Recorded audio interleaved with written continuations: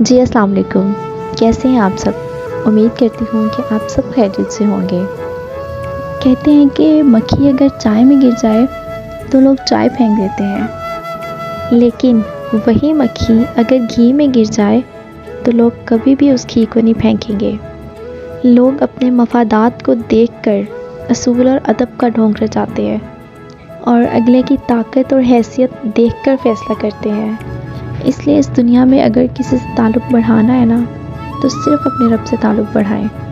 دنیا تو عارضی ہے، آج کچھ ہے کوئی تو کل کچھ اور ہوگا، اس لیے صرف اپنے رب سے راستہ طلب کریں اور یہی ایمان ہونا چاہیے ہمارا۔